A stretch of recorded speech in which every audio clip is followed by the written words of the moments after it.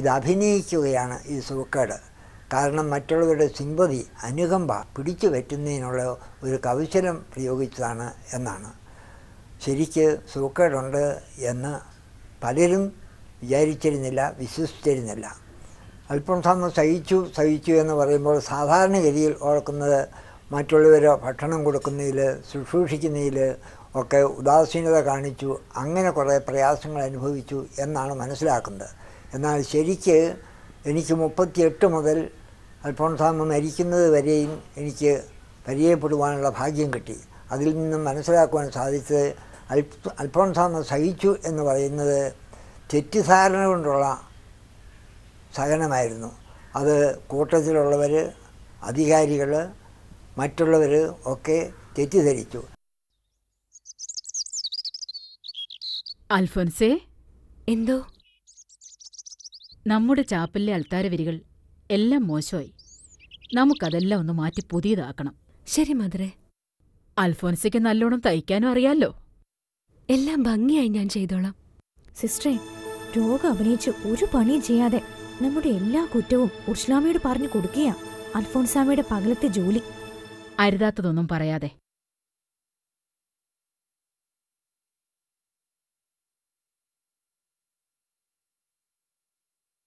ഈശോമിശിഹായ്ക്ക് സ്തുതിയായിരിക്കട്ടെ. ഇപ്പോഴും എപ്പോഴും സ്തുതിയായിരിക്കട്ടെ. ആ, സോഫിയ സിസ്റ്റർ ഒന്ന് നിന്നേ. എന്താ മദർ? മഠത്തിന് മഠത്തിൻ്റെതായ ചില നിയമങ്ങളുണ്ട്. ആ നിയമങ്ങൾ കർശനമായി പാലിച്ചേ പറ്റൂ. മദർ, ഞാൻ സിസ്റ്ററിനെക്കുറിച്ച് ചില പരാതികളുണ്ടായിട്ടുണ്ട്. 1, മുൻകോപം. 2, ദാരിദ്ര്യത്തിൽ ജീവിച്ചുകൊള്ളാമെന്ന് വ്രതമെടുത്തിട്ട് ആഹാരത്തോടുള്ള അമിതമായ ആഗ്രഹം. 3, മറ്റുള്ളവരുടെ കുറ്റങ്ങൾ പറഞ്ഞു പരത്തുക. ഇക്കാര്യങ്ങൾ ഇനി മുതൽ കൂടുതൽ ശ്രദ്ധിച്ച് ജീവിക്കണം. ഞാൻ ശ്രദ്ധിച്ചുകൊള്ളാം. പൊയ്ക്കൊള്ളൂ.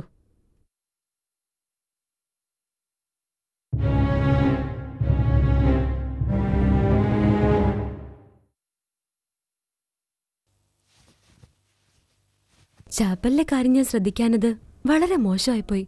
ഉർഷലാമ്മ പറഞ്ഞപ്പോഴാ അൾത്താരവരികൾ പഴകിയ കാര്യം ഓർത്തത്. അൽഫോൻസാമ്മ നിമിഷ നേരം കൊണ്ട് എല്ലാം തയ്ച്ച് മനോഹരമാക്കുമെന്ന് ഉർഷലാമ്മയ്ക്ക് അറിയാം. പണ്ടായിരുന്നെങ്കിൽ ഒറ്റ രാത്രി മതി എനിക്ക്. ഇപ്പൊ വയ്യ. ഈ പരവേശം എന്നെ തളർത്തുവോ? മിച്ചം വരുന്ന തുണികൊണ്ട് പൂക്കൾ പിടിപ്പിച്ചെടുത്തു പോല എനിക്കും തയ്ച്ചു തരണം. 1, 2 തരാം. സോഫിയ സിസ്റ്ററെ, എന്തുണ്ട് വിശേഷം? നിന്റെ ആദ്യത്തെ സ്വീകരിക്കാൻ വന്നതല്ല ഞാൻ.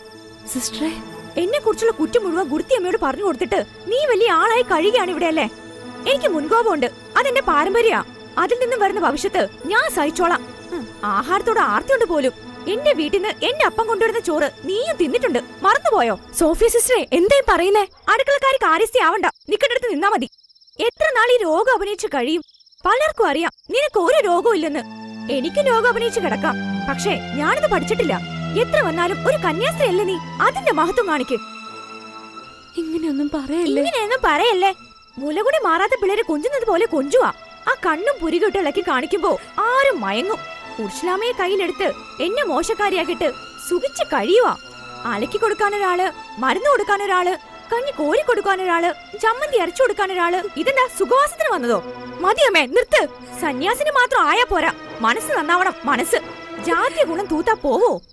ഒരു കൊട്ട ചീഞ്ഞ മുട്ടയും പഴുവായി ഒരു ഇച്ചാച്ചൻ വരും ആണ്ടിലൊരിക്കെ. നാണമില്ലല്ലോ. ഛേ, അൽഫോൻസാമ്മ.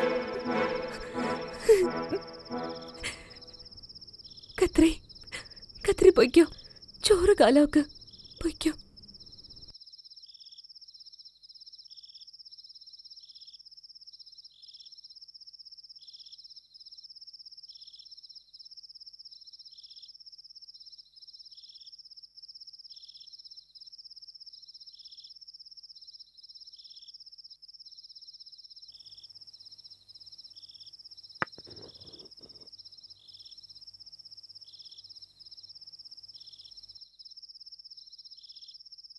എന്നെ അത്രയ്ക്കിഷ്ട? സോഫിയ സിസ്റ്റർ ഒരു പാവ, ശുദ്ധയാ. എന്തോ തെറ്റിദ്ധാരണ മൂലം പറഞ്ഞതാ. ഞാൻ തെറ്റുകൾ വല്ലതും ചെയ്തോന്നോർത്താ എനിക്ക് വിഷമം. ചെയ്ത് കാണുമായിരിക്കും. പൊറുക്കണേ. കുരിശിൽ കിടന്ന് പിടഞ്ഞ് എനിക്ക് ദാഹിക്കുന്നു എന്ന് പറഞ്ഞപ്പോ ചൊറുക്ക നിനക്ക് തന്നു.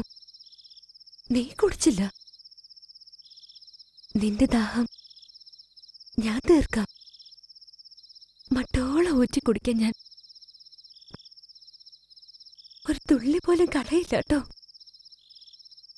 എന്റെ കണ്ണുകളെ ഞാൻ ഇനി മുതൽ നിയന്ത്രിച്ചോളാം. എന്റെ പുരികങ്ങൾ ഞാൻ അറിയാതെ പോലും വളക്കില്ല. ഇപ്പൊ എന്നെ ശാസിച്ചിട്ട് പോയത് സോഫിയ സിസ്റ്റർ അല്ല, നീയാ. എന്റെ മനസ്സ് നിർമ്മലമായി സൂക്ഷിച്ചോളാം.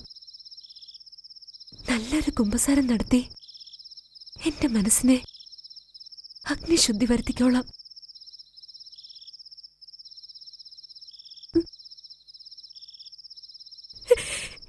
എന്നെ എന്നെ എന്നെ ചാച്ചനെ കാത്തോളണേ.